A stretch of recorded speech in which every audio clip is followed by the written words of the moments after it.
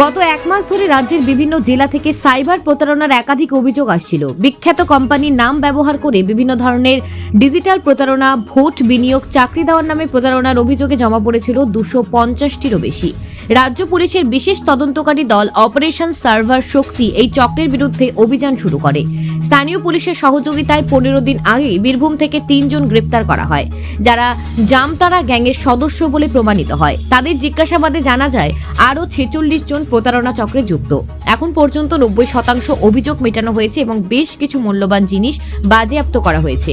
কোটি টাকার প্রতারণা করা হয়েছে, তার মধ্যে বেশ কিছু টাকা উদ্ধার করা হয়েছে, যা প্রতারিতদের ফিরিয়ে দেওয়া হচ্ছে। পাশাপাশি বেশ কিছু ব্যাংক অ্যাকাউন্ট ফ্রিজ করা হয়েছে। Bureau report, news prime Times. আমাদের রাজ্যের যে বিভিন্ন পুলিশ জেলা এবং কমিশনারেট আছে, সেখানে আপনারা জানেন প্রত্যেকটি ইউনিটেই সাইবার ক্রাইম পুলিশ স্টেশন আছে, সাইবার ক্রাইম উইং আছে। এছাড়া রাজ্যগতভাবে পশ্চিমবঙ্গে সাইবার ক্রাইম উইং আছে। এই সাইবার ক্রাইম উইং এবং সাইবার পুলিশ স্টেশনগুলোতে বিভিন্ন ধরনের সাইবার প্রতারণার অভিযোগ নিয়মিত জমা পড়ে।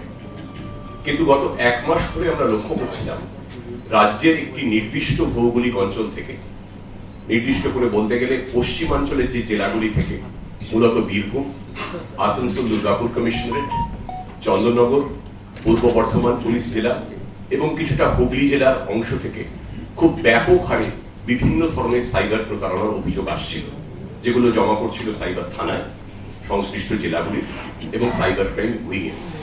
কি ধরনের প্রতারণা? মূলত ব্যাপক হারে ফিশিং।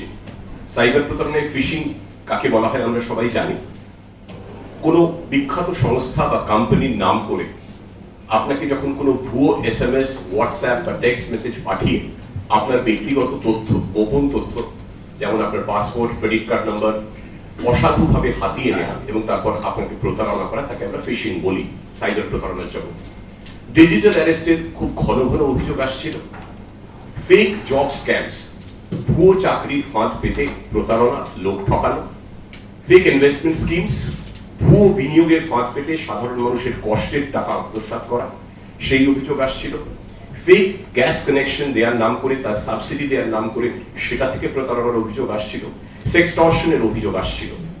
অভিযোগ, যেটা শুরুতে বললাম, অভিযোগ আসেই, নিয়মিত অভিযোগ আসে, কিন্তু একটি নির্দিষ্ট অঞ্চল থেকে, পশ্চিমাঞ্চলের জেলাগুলি থেকে গত এক মাসে প্রায় 250-রও বেশি এই ধরনের বিভিন্ন সাইবার প্রতারণার অভিযোগ যখন আসে, তখন রাজ্য সাইবার ক্রাইম উইং এর তরফে একটি বিশেষ দল গঠন করা হয়। DIG cyber crime Shri Amit Kumar Rathore, যিনি এখানে উপস্থিত আছেন, তার নেতৃত্বে। এবং এই অপারেশনটির ব্যাপকতা সম্পর্কে আমরা এতটাই উদ্বিগ্ন ছিলাম যে এই অপারেশনটির নাম দেওয়া হয় অপারেশন সাইবার শক্তি। 10টি বিশেষভাবে প্রশিক্ষণ প্রাপ্ত দল গঠন করা হয়, যার সদস্য ছিলেন সাইবার ক্রাইম উইং এর দক্ষ প্রশিক্ষণপ্রাপ্ত অফিসাররা। গত এক মাস ধরে তারা পশ্চিমাঞ্চলের এই জেলাগুলিতে, যেগুলির নাম আগে বলেছি, Birbhum, Asansol Durgapur commissionerate, Chandannagar police commissionerate, পূর্ব বর্ধমান এবং হুগলি, তারা সেখানে এক মাস ধরে ঘাঁটি মেরে বসেছিলেন। গত 15 দিন আগে, আজ থেকে 15 দিন আগে আমরা প্রথম সাফল্য পাই। বীরভূমের খয়রাসোল বলে এলাকা এখানে আছে, সেখানে খয়রাসোল থানা এলাকার একটি জায়গা থেকে, একটি গোপন আস্তানা থেকে 3 জনকে আমরা গ্রেফতার করি। এই 3 জন সাইবার প্রতারককে গ্রেফতার করে আমরা জানতে পারি যে এরা ভারতবর্ষের সাইবার প্রতারণার যেটা জাতীয় রাজধানী যাকে বলা হয়, পশ্চিমবঙ্গের পার্শ্ববর্তী এলাকা ঝাড়খণ্ডের জামতারা গ্যাংয়ের সঙ্গে এরা সক্রিয়ভাবে যুক্ত এবং নেপথ্যের যে কলকাঠি নাড়াটা, সেটা জামতারা গ্যাংয়ের তরফ থেকেই করা হচ্ছে। এরপরে এই 3 জনকে ধরার পর তাদের বিস্তারিত জিজ্ঞাসাবাদ করা হয়। যে ধরনের প্রতারণাগুলো হচ্ছিল সেগুলোর পুঙ্খানুপুঙ্খ বিশ্লেষণ করা হয়, টেকনিক্যাল অ্যানালিসিস করা হয়, প্রযুক্তির সহায়তা নেওয়া হয়, ম্যানুয়াল ইন্টেলিজেন্স নেওয়া হয়।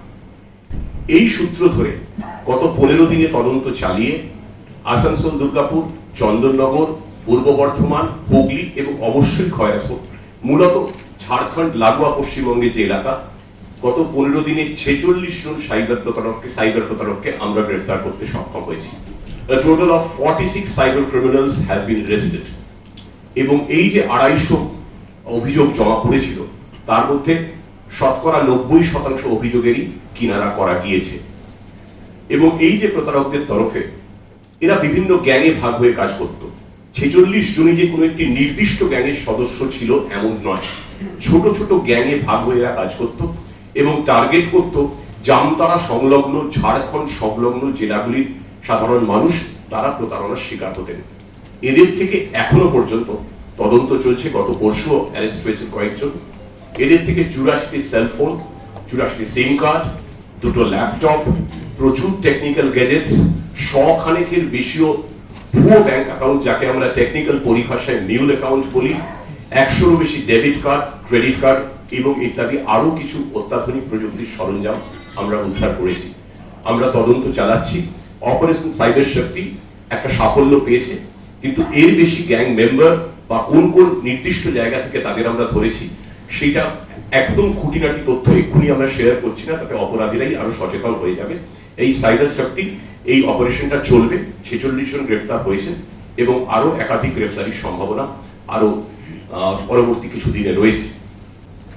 হ্যাঁ, সেটা তারা ছড়িয়ে কাজ করছে, বিভিন্ন জায়গায় ছড়িয়ে যাচ্ছে। কোন কোন জায়গায় ছড়িয়েছে সেটা আমি এক্ষুনি বলছি না, বাট রাজস্থান, মধ্যপ্রদেশ, ছত্তিশগড়, অনেক বিহার, বিভিন্ন জায়গায় ছড়িয়ে যাচ্ছে এবং তার মধ্যে ওয়েস্ট বেঙ্গলও আছে। যেহেতু আমরা সবাই জেনে গেছি যে জামতারা একটা টার্গেটেড জায়গা এবং সেখানে একটা কুটির শিল্প গড়ে উঠেছে সাইবার প্রতারণা। It has become the cyber fraud capital of the country.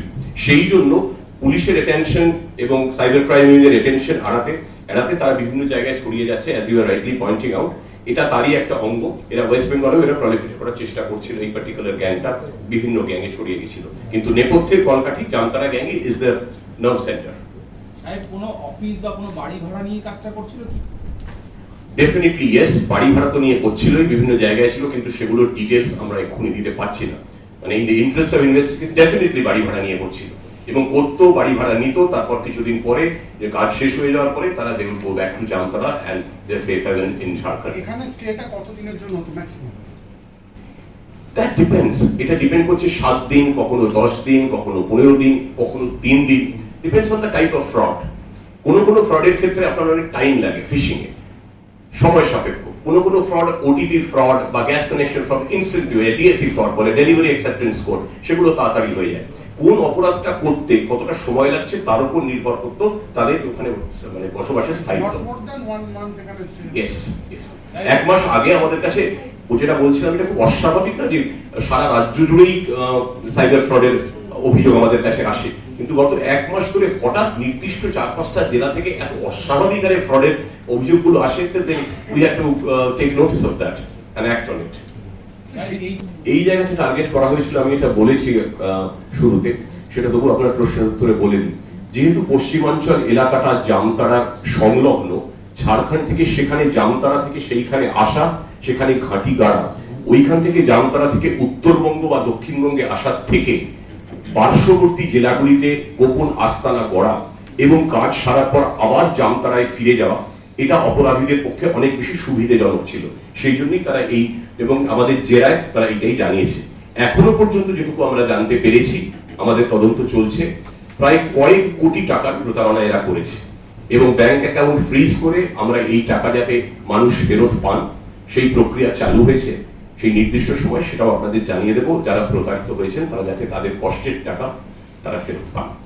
Sir, if you could say it, what is this Operation Cyber Shakti and why in this? আচ্ছা, তাদের রিক্রুটমেন্টটা কিভাবে হচ্ছিল বা প্রোফাইলটা যদি একটু বলেন। এই প্রোফাইলটা এক্ষুনি শেয়ার করতে পারবো না, বললে তো পড়েই দিতাম। 46 জনের পুরো নাম, ধাম, ঠিকানা, আরো কিছু এরেস্ট বাকি আছে, করতে দিন আমরা করে দেবো। তারা সবাই কি আমাদের রাজ্যে নাকি ঝাড়খণ্ডের বাইরে? বাইরের আছে, এখানে আছে। বাইরে তো আছেই, ডেফিনেটলি আছে।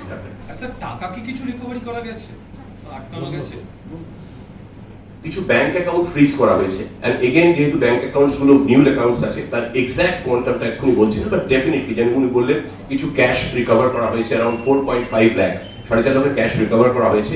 কিন্তু টাকাগুলো তো ক্যাশে থাকে না, একটা মানি ট্রেল থাকে, একটা ডিজিটাল ট্রেল থাকে।